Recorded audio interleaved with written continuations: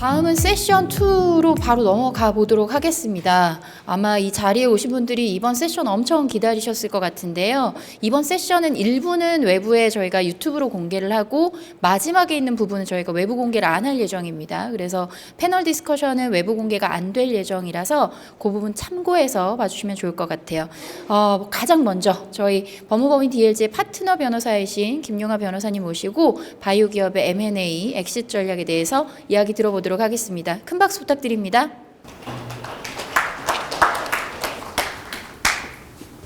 네, 안녕하세요. 법무법인 DLG 김용하 변호사입니다. 제가 DLG에 합류한 지 이제 3년 다 돼가는데 첫 해부터 이렇게 연말에 저희가 바이오 세미나를 했는데 올해가 가장 관심도 많으시고 저희가 사전 신청을 200분을 받았는데 되게 빠르게 마감이 될 정도로 여러분이 많은 관심 보여주신 것 같습니다. 이렇게 시기도 되게 좋은 것 같고요. 한 해를 정리하면서 올해의 여러 트렌드를 한번 같이 점검하는 시간인 것 같습니다.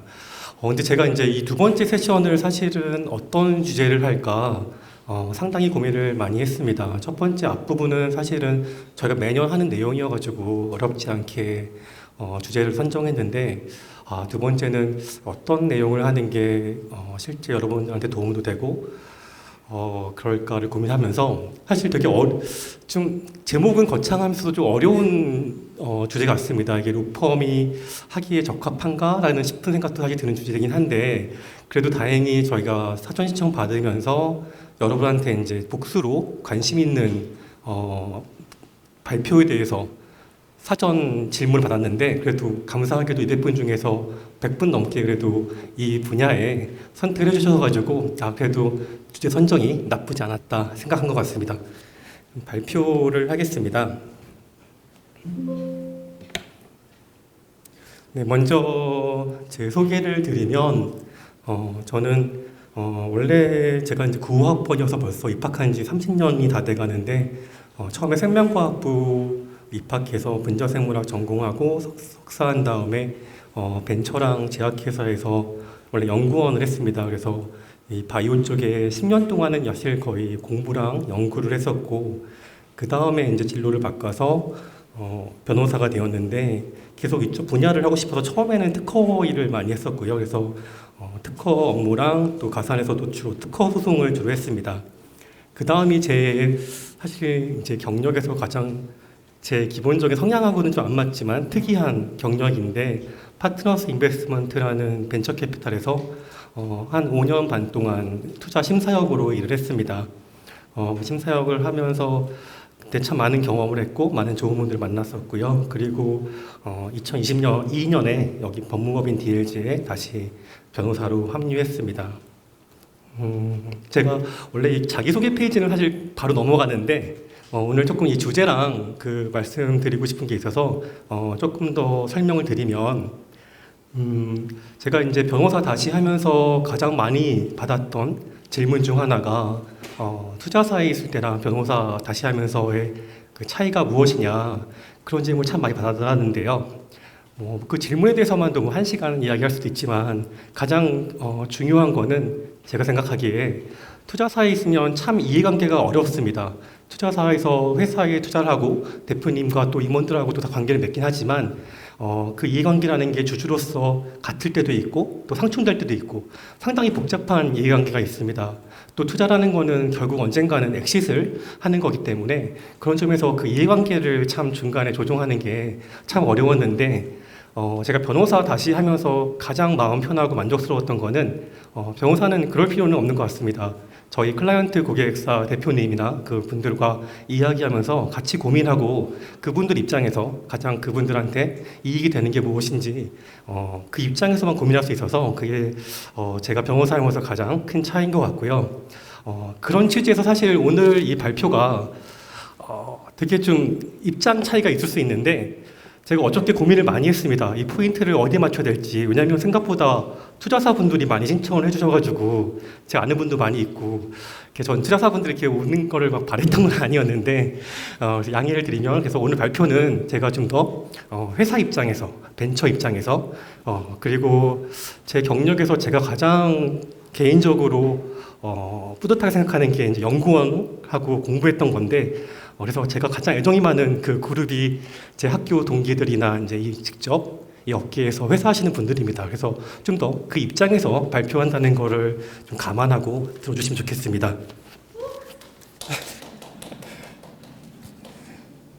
네, 오늘 콘텐츠인데요. 사실 뭐 엑시드 가장 중요한 상장 부분은 사실 제가 뭐 할 수 있는 부분은 아니어서, 제가 이제 투자업계에 있을 때 인맥을 잘 동원해서 이 바이오 기업 상장 가장 많이 시키는 증권사 중에 하나인 대신증권에서 바이오 부분 실무자분 모시고 제 다음 순서로 들을 거여서 상장 부분을 뺄 거고요. M&A도 사실은 M&A만 해도 뭐 하루 종일 강의할 수 있죠. 근데 오늘은 그것보다는 주로 바이오 벤처, 제가 최근 1년 동안 하면서 현장에서 느꼈던 이슈들, 고민들 이야기할 거고요. 두 번째는 이 투자자 주식매수 청구권은, 이거는 뭐 엑시트 전략이라고 하긴 뭐한데, 이게 사실 최근에 많이 문제가 되고 있습니다. 계약서에 되게 있는 중요한 조항인데, 사실 이 업계가 좋을 때는 거의 행사하지 않았던 조항인데, 여러분들 아시겠지만 최근 한 3년 간 계속 이 투자 환경이 안 좋아지면서 벤처의 투자 자금이 떨어지고, 그러면서 실질적으로 투자자의 주식매수 청구권을 행사하는 경우가 이제 생기고 있습니다.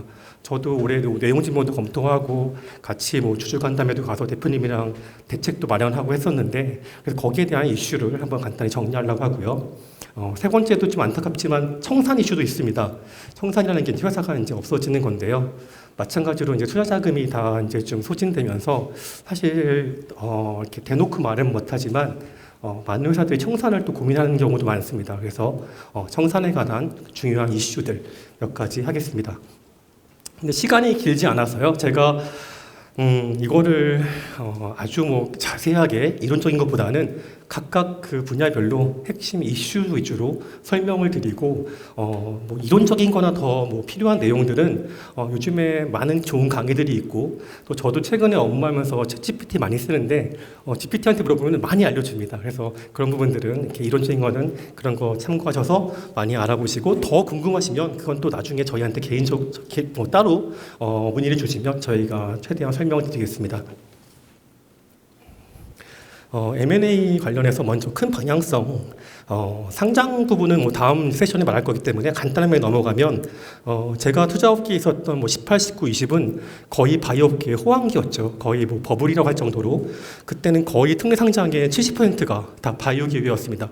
그래서 모든 엑싯은 상장만이 아주 뭐 강력한 방법이었고, 저도 지금 기억을 하는 게, 제가 처음으로 이제 투자회사 들어가서 투신 보고서, 그러니까 어떤 회사를 내가 투자하기 위해서 투신 보고서를 쓰는데, 투신 보고서의 가장 마지막에 그걸 쓰게 됩니다. 엑싯 방안, 어떻게 회수할 것인가.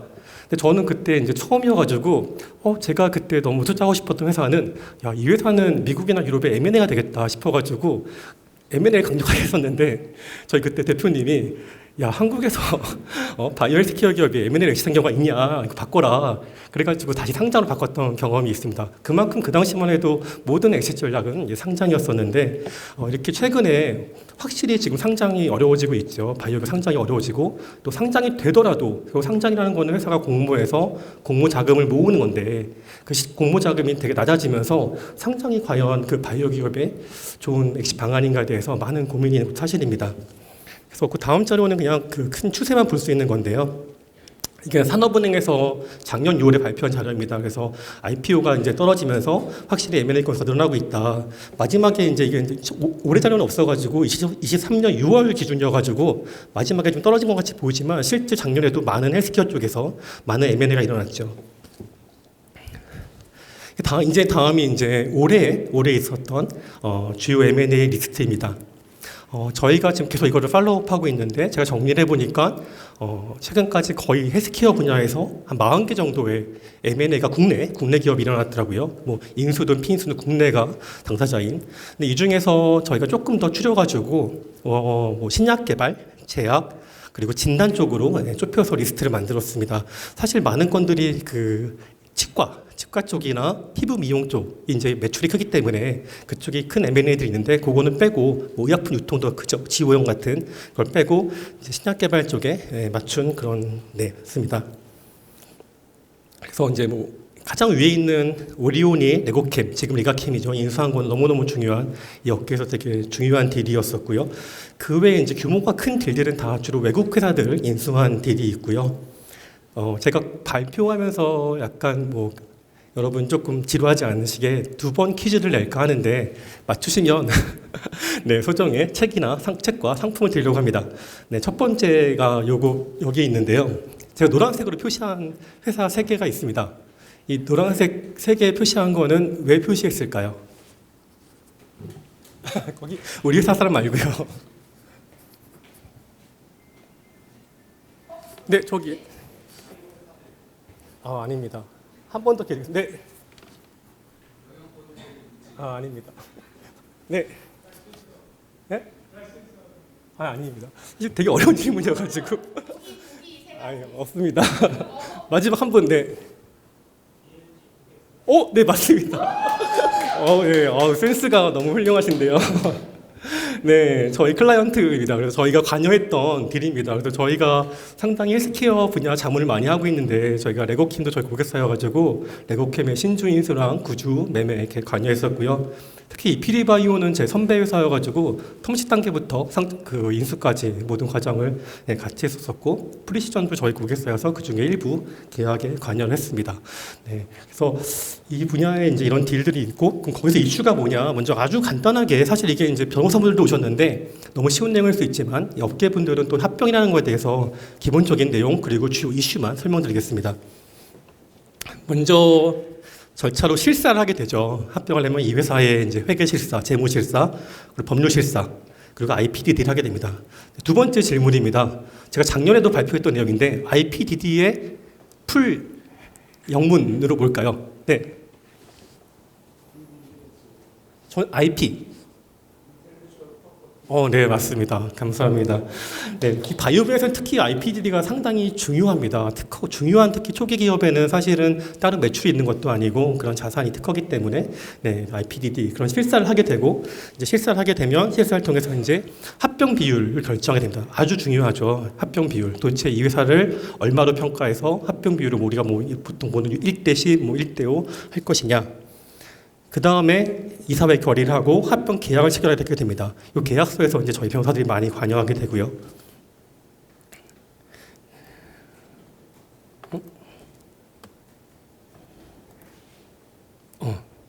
네, 계약을 체결하면 그 다음에 이 합병 계약을 승인을 위한 아주 중요한 절차죠. 주주총회를 개최하게 됩니다. 주주총회 승인을 받아야 되고요. 주총을 승인을 받게 되면 그 다음에 또 중요한 절차가 있습니다. 합병에 반대한 주주들이 주식 매수 청구권을 행사할 수 있습니다. 그리고 그 다음 절차로 채권자 보호를 위해서 이 회사의 채권자들이 이의 제출을 하게 되고요.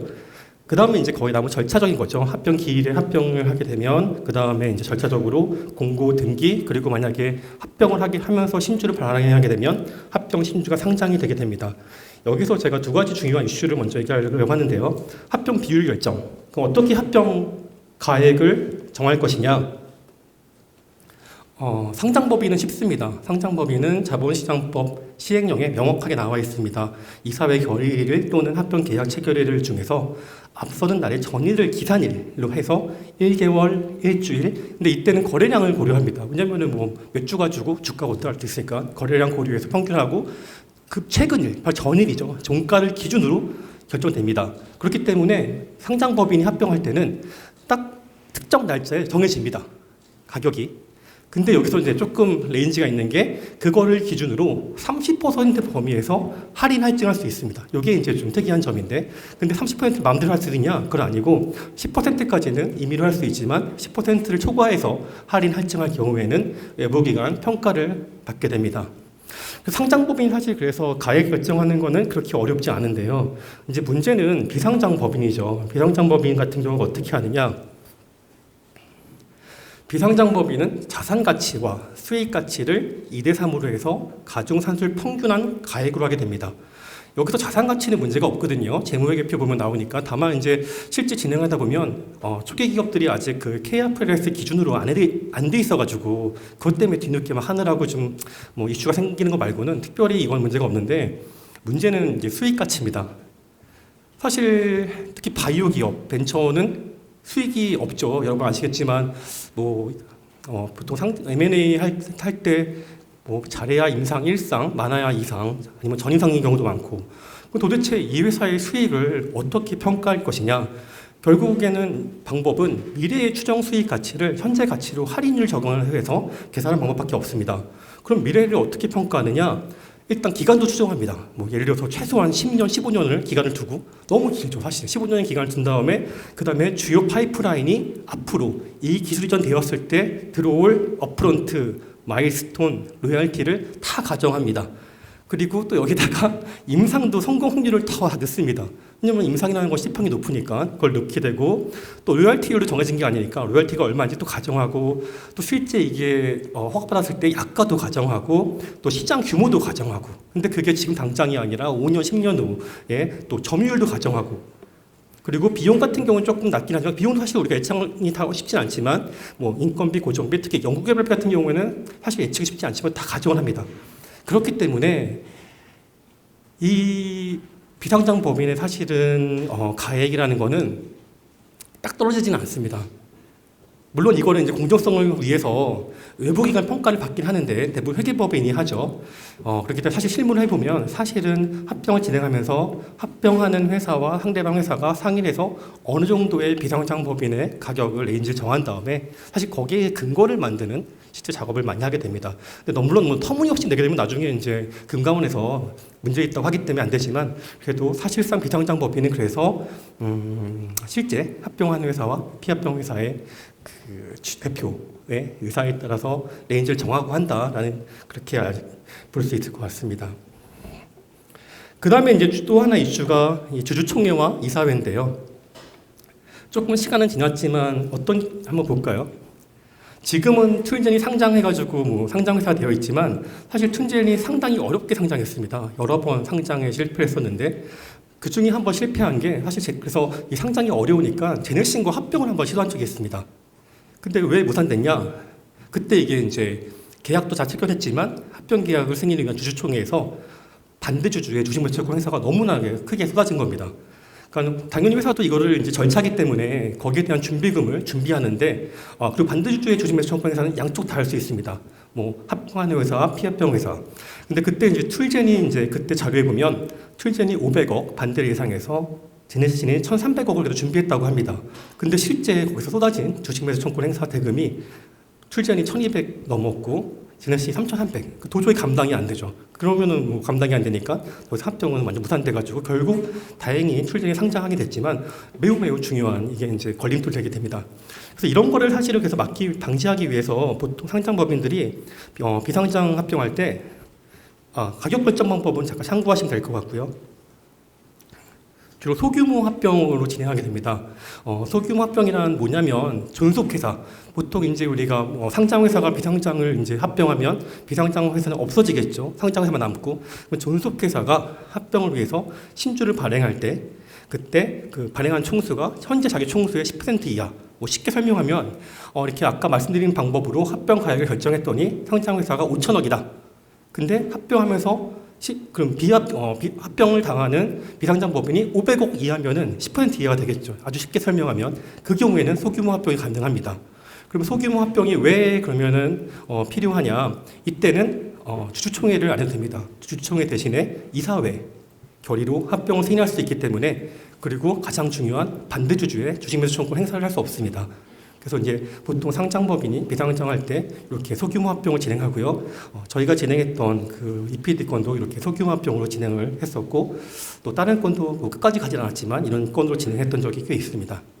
근데 그럼 항상 이렇게 소규모 합병을 할 수 있느냐? 그건 또 아닙니다. 사실 존속회사의 20% 이상 주주가 반대하면 또 소규모 합병을 할 수 없습니다. 이 경우에는 다시 정식 합병을 가야 되고, 실제 꽤 전인데 제가 이름이 아마 DNA 링크 같은데 그때도 한번 합병을 시도하다가 주주의 20%가 반대를 해가지고 소규모 합병을 못한 적이 있습니다. 그래서 특히 이제 비상장 바이오 벤처 같은 경우에는 이 소규모 합병이 되게 중요한 이슈가 되고요. 그리고 제가 많은 건을 해보진 않았지만 올해 이제 M&A 건을 한 두 개 진행하면서 이슈에 대해서 몇 개 설명을 드리면 특히 비상장 바이오 벤처 같은 경우에는 정부 과제를 되게 많이 하죠. 정부 지원 과제를 많이 하는데 그리고 합병되면 어떻게 할 거냐? 이거는 사실 거의 문제 없이 승계가 됩니다. 그래서 이 부분은 큰 걱정을 할 필요 없는 것 같고요.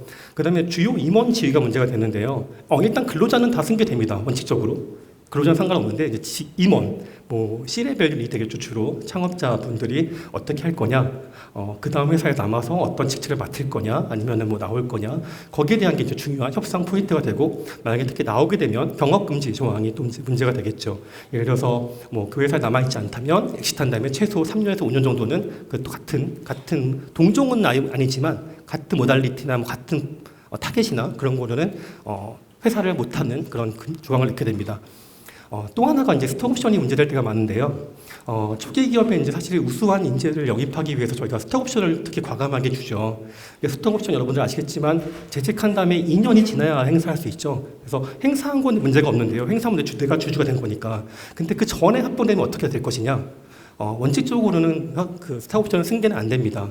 근데 이제 보통 그래서 원칙적으로 없어진다고 보는 게 맞지만 이제 합병할 때 창업자가 핵심 임원들 같은 경우에는 거기에 대한 보상을 해주기 위해서 개인적으로 다른 협상을 통해 가지고 거기에 대한 주식을 존속회사에 스톡옵션을 발행하는 걸 약속한다던가 아니면 금전적으로 보상한다던가 해가지고 하는 경우가 꽤 있습니다. 그 다음에 이제 투자자 입장에서 실제 문제가 되는 건데, 왜냐면은 바이오벤처는 대부분 매출이 아니라 투자금으로 회사를 계속 해왔기 때문에 투자자들의 이슈가 있습니다. 그 중에 하나가 이제 실무적으로 의무보호 요소가 있는데요. 저희가 상장할 때도 보면 락업 걸린다고 해가지고 상장한 날 바로 못 팔고 1개월, 6개월, 1년 걸리는 경우가 있는데 합병도 마찬가지입니다. 합병했을 때도 법의 규정에 상장 규정에 그 1개월, 6개월 규정이 있는데 문제는 그 규정보다 거래소가 필요하다고 인정하면 2년까지 그거를 요청할 수 있습니다.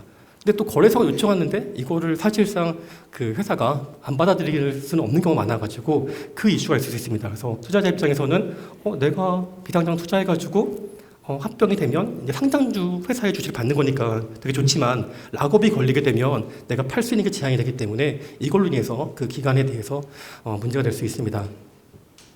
또 하나가 이제 문제가 되는 게 청산 간주 사유 조항이라는 게 있습니다. 청산 간주 사유라는 거는 사실 되게 투자계약서의 특이한 조항인데 원래 미국에 있는 조항이 한국 투자계약서에 들어온 조항인데 보통 이제 투자회사들이 보통 RCPS 우선주 투자를 하게 되면 자녀 재산에 대한 우선 분배권이 있습니다. 보통주보다. 근데 이거는 회사가 청산할 때 적용되는 조항인데 우리 투자계약서를 보면 대부분의 그 밑에 또 하나의 항이 다음에 그 사항도 청산으로 간주한다는 조항이 있어가지고 합병을 청산으로 간주하게 되어 있는 조항이 있습니다. 사실 근데 이거는 상법에서 인정한 내용은 아니거든요. 그래서 이 조항을 다툰다면 법적으로 무효가 될 수 있지만 근데 투자자 입장에서는 이걸 주장하게 되고 또 합병을 진행하는 회사 입장에서는 이걸 다투는 것보다는 빨리 진행하기 위해서 여기에 대해서 또 협상을 하게 되는 경우가 있습니다. 그렇게 되면은 이제 우선주에 대해서 조금 더 보상해 줘야 되기 때문에 이 부분이 실제 초기 기업들의 합병 진행할 때 문제가 되는 경우가 꽤 있습니다. 그래서 미상장 바이오벤처의 약간 합병에 관한 이슈에 대해서 몇 가지 제가 말씀을 드렸고요. 그다음에 투자자 주식 매수 청구권.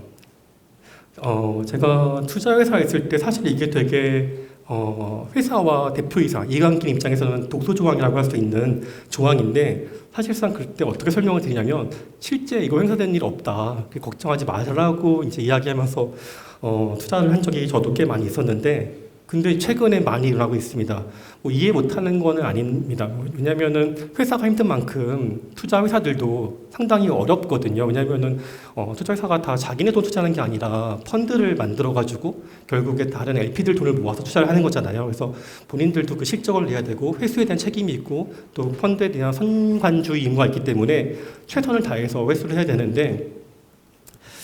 그런 어려운 상황에서 이제 좀 약간 무리하게 이제 투자자의 주식 매수 청구권을 행사하는 경우가 최근 많이 일어나고 있습니다. 이거는 거의 모든 한국 투자 계약서의 벤처 투자 계약서에 들어가는 조항일 텐데요. 계약 위반의 책임에서 다음 같은 조항이 있습니다. 만약에 다음 각고 사유 발생할 때 투자자가 회사나 고의 중과시 있는 이환기인에 대해서 투자자가 보유하는 회사 지분의 전부 또는 일부를 매수하여 주고 청구할 수 있다. 사실 풋옵션이죠. 내가 만약에 20억 투자했으면은 너 다 사라. 문제 있으면. 근데 그 사유가 상당히 넓게 규정되어 있습니다. 거의 뭐 최소한 13개, 20개를 쫙 이렇게 나열되어 있는데, 그리고 여기서 뭐 정말 중요한 것도 있죠. 예를 들어서 뭐 1호 같이 뭐 중대한 면에서 진술과 보장이 허위다. 이건 진짜 문제가 있겠죠. 아니면 뭐 투자금을 우리가 너한테 이거 연구개발하러 썼는데 엉뚱하게 딴 데 투자했다. 문제가 되죠. 근데 그게 아니라 3호 같이 너무나 이렇게 광범위하고 애매하게 적용된 경우도 많습니다. 뭐 회사 또는 이해관계인이 본 계약에서 정한 의무를 위반한 경우. 근데 사실 이 계약상에 얼마나 많은 의무가 있겠어요. 그럼 그 의무를 위반했다고 이걸 행사할 수 있느냐? 그리고 실제 최근에 제가 이제 자문하는 회사들 중에서도 어떤 투자 기관에서 몇몇 가지의 의무 위반을 이유로 이런 매수 청구를 행사하겠다 그런 얘기를 한 경우가 있는데, 그럼 과연 이게 유효하냐? 어떻게 이걸 잠깐 설명드려야 될 것 같습니다. 1년이 지난 판례지만 너무너무 중요한 판례여서 여러분들도 잘 아시고 있는 판례일 수도 있지만 다시 한번 그 가장 핵심만 설명을 드리면, 이게 이제 뭐 간단한 사실관계만 얘기하면 회사가 그 투자 계약상의 동의권 있죠. 경영상 동의권을 다 안 지키고 몇 가지 조항을 위반해 갔더니 투자자가 주식매수 조건 행사하고 위약벌 청구한 그런 사건입니다. 여기에 대해서 대법원이 어떻게 봤냐면 결론을 일단 유효로 봤죠. 그래서 유효로 봐가지고 이거 괜찮다 해서 남아있는데, 근데 이게 무조건 유효로 본 게 아닙니다. 보시면 대법원의 판례 기본 입장을 보면 대법원은 상법상 가장 중요한 원칙이죠. 주주평등의 원칙.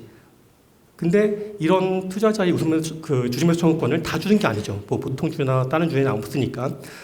이런 거를 고려했을 때 회사가 일부 주주에게만 우월한 권리나 이익을 부여하는 것은 특별한 사정이 없는 한 무효로 보되, 그러니까 원칙은 무효로 본 겁니다. 하지만 예외적으로 특별한 사정이 있는 경우에는 유효라고 판결한 겁니다. 그러니까 이게 항상 유효가 아니라 이러한 그 주식매수 청구권이나 특정 주주의 특정 우선주에 대해서 그런 권리를 주는 것은 주주평등의 원칙에 반해서 무효이지만 예외적으로 특별한 사정이 있는 경우에는 인정해 주겠다는 게 판례의 요지고요. 그럼 이 특별한 사정이 무엇이냐? 상당히 여러 가지를 다 종합적으로 고려해야 된다고 판시하고 있습니다. 실제 차등적 지급의 구체적 내용, 그 목적, 경위, 그리고 그런 권리를 행사하는 게 그 행사한 주주가 아니라 회사 및 주주 전체의 이익을 위해 필요했는지 그것도 같이 봐야 되고요. 그리고 그런 게 주주로서의 지위를 부정하는지 의결권을 침해하는지, 그리고 이러한 차등적 취급으로 인해서 행사한 주주 말고 다른 주주한테 불이익이 얼마나 가는지, 그리고 이렇게 취급하는 게 주주와 회사 전체 이익에 부합하는지를 다 종합적으로 고려해서 그게 인정될 때만 주식매수 청구권을 인정해 주겠다는 게 대법원의 입장입니다. 그래서 항상 뭐 사소한 의무 위반했다고 해가지고 특정 투자자한테 그렇게 상환 청구권을 인정해 주는 건 아니라는 것을 우리가 잘 명시할 필요가 있고요. 최근에 아직 대법원까지는 가지 않았지만 그 하급심 판례를 보면 어떤 게 있냐면 이 회사도 상당히 많은 부분 계약을 위반했습니다. 그래서 투자자가 회사와 대표이사한테 이해관계인한테 다 이걸 행사했습니다. 근데 법원의 판단은 그런 사소한 동의권 위반, 계약 사소한 위반 같은 경우 다 인정 안 했습니다. 근데 마지막으로 사실 인정했는데 어떤 걸 인정했냐면 이 회사가 아예 주총을 안 했어요. 정기주총 같은. 이거는 사실은 특정 주주가 아니라 모든 주주의 이익에 반하는 거여서 그 주총을 안 한 거, 그걸 이유로 대표이사한테까지 그거를 인정한 예가 있습니다. 그래서 특히 주식매수 청구권은 되게 투자계약상 중요한 권리이지만 투자사가 행사할 때도 상당히 신중하게 검토를 해야 될 것 같고요. 또 회사나 대표이사 입장에서도 그렇다고 해서 뭐 이거 별로 문제 안 돼서 뭐 마음대로 경영하면 안 되지만 이런 것 때문에 또 너무 지나치게 약간 사실 이런 거 이제 날라오면 되게 심리적으로 압박감 많이 느끼거든요. 본인이 책임져야 되니까. 그럴 필요는 또 없을 것 같습니다. 그리고 관련해서 또 하나가 이제 주식매수 청구권, 아까 말씀드린 것처럼 회사에도 행사할 수 있지만 이해관계인에도 연대 책임을 묻게 되어 있습니다. 이게 좀 문제죠. 왜냐하면 대부분 이렇게 행사했다는 거는 회사가 상당히 안 좋으니까 사실 회사에 돈이 거의 없어서 행사에도 사실 별 의미가 없을 수 있는데, 이해관계인, 주로 대표겠죠. 대표이사한테 행사하면 대표가 개인 책임을 져야 되니까 이게 상당한 이제 압박이 되는데, 이 부분은 작년에 관련 법령이 개정됐습니다. 어떻게 되었냐면, 그래서 사실 메이저 투자회사들은 다 이걸 반영해서 벤처투자협회도 표준계약서 바꿨고 다 반영하고 있지만 제가 투자계약서 검토해보면 아직까지도 이렇게 좀 일부의 투자기관들은 여전히 옛날 버전을 가지고 많이 검토가 들어오더라고요. 어떻게 바뀌었냐면 벤처투자조합의 업무집행조합원, 그러니까 이거는 우리가 이제 투자를 받아보면 투자자 이름에 우리가 알고 있는, 예를 들어서 뭐 한국투자파트너스가 아니라 무슨 조합이 써 있죠. 왜냐면 그 회사에서 만든 조합이 투자를 하는 거고, 거기에 업무집행조합원이 우리가 알고 있는 그 투자회사죠. 그래서 업무집행조합원이라는 거는 이제 우리가 투자받는 회사, 결국 회사일 텐데, 그 회사는 투자 계약에 따라 벤처투자조합이 투자하는 업체가 부담하여야 하는 의무, 그러니까 회사가 부담하여야 하는 의무를 제3자가 연대하여 부담하게 하는 일을 제한한다. 제3자는 주로 이해관계인이겠죠. 그래서 원칙적으로 회사의 의무를 대표이사한테 연대 책임지는 것은 제한되지만, 다만 다음 각호에 대해서 고의 중과실이 있는 제3자, 그러니까 이해관계인한테는 할 수 있다. 그래서 딱 4가지를 명시하고 있습니다. 첫 번째가 투자계약에서 정한 선행 조건이 충족되지 않았음에도 불구하고 납입하기 했다. 이건 중요하죠. 선행 조건 되게 중요하니까. 두 번째가 진술과 보장이 확인된 경우. 세 번째가 사용용도 위반. 그래서 3가지. 마지막으로 투자 계약에서 보통 이제 우리가 투자 계약할 때 대표이사는 주식 처분을 제한하게 되죠. 동의를 받게 되어 있는데, 이거를 위반한 경우, 그 4가지 경우에 대해서만 회사에 대한 의무를 이해관계인이 연대하여 책임을 부담하게 되어 있습니다. 그래서 이 부분도 되게 투자자 입장이나 회사 입장에서 특히 대표이사나 창업하시는 분들 중요하게 생각해야 될 것 같습니다. 마지막입니다. 청산인데요. 저도 청산을 올해 되게 많이 고민하게 됐어요. 왜냐면 저희 클라이언트 회사들 중에서 실질적으로 이런 고민을 하게 되면서 저도 이제 찾아보고 이슈에 같이 고민하게 됐는데, 일단 청산에 대해서 여러분이 청산은 뭐 대충 뭔지는 알지만 이 절차가 뭔지 한번 같이 보면, 먼저 해산 결정을 하게 되고, 청산인 선임을 하게 되고, 그 다음에 자산과 부채를 정리하고, 그 다음에 남은 자산을 분배하고, 마지막 절차적으로 종결 등기하고 법원에 신고하면 폐업이 됩니다. 이게 이제 법인이 사라지는 하나의 절차인데요. 여기서 이제 실제 저희가 일하면서 문제가 됐던 이슈 몇 가지만 같이 한번 공유해 보면, 일단 결정인데요. 그럼 해산 결정은 어떻게 하냐? 일단 임의해산과 법정해산이 있습니다. 법정해산은 쉽죠. 아까 저희가 이야기한 합병이 되면 그 회사도 없어지는 거니까 해산이 되죠. 당연히. 이게 법정해산이고요. 파산도 마찬가지고, 임의해산 같은 경우에는 만약에서 정관의 어떤 사유를 정하면 그때 해산할 수 있습니다. 우리 회사는 뭐 2024년 12월 31일까지만 존속한다. 그럼 그냥 해산되는 거죠. 근데 이런 경우는 실제 많이 있진 않고요. 결국 중요한 거는 이제 주주총회 결의인데요. 주주총회 결의는 이거는 일반 결의가 아니라 특별 결의입니다. 우리 저번 주에 그 탄핵하면서 이제 그런 정족수 막 여러 많이 이제 보셨을 텐데, 일반적으로 주총은 사실은 출석 주주의 과반수가 찬성하면 통과가 되는 거지만, 특별 결의인 경우에는 출석 주주의 3분의 2 이상이 찬성을 해야 되고 발행 주식 총수의 3분의 1 이상이 돼야 됩니다. 그래서 쉽지 않죠. 그리고 또 하나 이슈가 그 투자 계약상에 이제 아까 말씀드린 투자 계약상에 투자자의 중요한 동의권이 있습니다. 이거를 위반하게 되면 이제 책임을 져야 되는데, 투자자의 동의권에 해산 청산이 있습니다. 그렇기 때문에 실제 회사가 청산에 들어가려면은 2가지가 다 엔드로 만족을 해야 됩니다. 우리 회사의 투자 계약상에 투자한 모든 투자자가 다 동의를 해야 되고, 일단 다 동의를 해야 되고, 그 다음에 전체 주주의 3분의 2 이상이 찬성을 해야 됩니다. 그래서 이 2가지 사실 만족하기가 쉽지 않은데, 왜 그러냐면 사실 되게 중요한 게 이제 그 다음에 결국 자산 분배죠. 청산하게 되면 뭐 회사는 없어지는데, 그럼 남은 돈 어떻게 할 거냐, 누가 가져갈 거냐. 사실 이게 결국엔 가장 중요한 핵심인데, 그 자산 분배에 대해서는 법이 정한 순서가 있습니다. 첫 번째가 비용 정산입니다. 이건 뭐 제가 정한 게 아니라 그 나와 있는 거서, 변호사 비용은 중요합니다. 무조건 다 제일 첫 번째 순위로 다 지급하셔야 되고요. 그 다음에 이제 채권자가 더 우선하는데요. 채권자 중에서도 우선 채권자, 여러분들 뭐 저당권이나 이제 그런 거 잡힌 채권자가 우선이고, 그 다음에 일반 채권자의 자산을 분배한 다음에 그 다음에 주주가 가져가게 됩니다. 근데 여기서 이제 문제가 자산 분배에서 주주가 다 보통주라면 문제가 없겠죠. 근데 우리 지금 투자 현실이 대부분의 이제 우선주 투자를 하니까 이 우선주와 보통주가 차이가 나게 됩니다. 보시면 아까 그 조항인데요. 청산에 의해서 자녀재산 분배할 때 우선주 주주는 보통주주에 우선한다. 이게 이제 우선주의 권리고요. 그럼 얼마나 우선하느냐? 우선주의 자녀재산 분배 금액은 우선 주식의 인수가액 플러스 이자입니다. 그러니까 내가 만약에 투자자가 우리 회사에 20억을 투자했다. 그러면은 우선적으로 분배할 수 있는 금액이 20억 플러스 보통 뭐 복리를 하니까 뭐 몇 퍼센트 이자가 붙게 됩니다. 그렇게 되면 예를 들어서 뭐 내가 회사를 경영하면서 뭐 시리즈 A를 통해서 100억을 받았다. 근데 지금 회사가 한 30억 남았는데 청산을 하려고 한다. 그럼 어떻게 될까요? 다 가져가게 돼, 우선주가. 사실 근데 보통 우선주를 받으면 좀 초기에 그 비율이 크기 때문에 보통 창업자 플러스 레벨이 한 50, 60% 넘겠죠. 보통주가 될 텐데 하나도 못 가져가게 됩니다. 이렇게 가게 되면. 그러면은 결국에는 한 뭐 30억을 분배할 때 투자자 입장에서는 어쨌건 회사가 뭐 더 잘 돼서 그걸 더 많은 배수로 엑시트하면 좋겠지만 이 회사는 가망이 없으니까 내가 매도를 건져야 되겠다 싶으면 청산을 갈 수도 있죠. 그렇게 되면 그래도 내 투자금 다는 아니어도 분배해서 받을 수 있으니까. 근데 나는 보통 창업자나 초기 그 보통주 주주들은 이거를 쉽게 동의하기가 쉽지 않죠. 내가 그래도 열심히 했는데 그래도 물론 나는 뭐 투자금이 적겠지만 그래도 몇 년을 내 인생을 바쳤는데 물론 회사가 잘못된 게 책임이 있을 수도 있지만 사실 바이오라는 게 기술적으로 어려우면 실패할 수도 있는 거잖아요. 근데 나는 하나도 못 가지고 이걸 다 청산해야 되냐. 그래서 되게 이제 어렵습니다.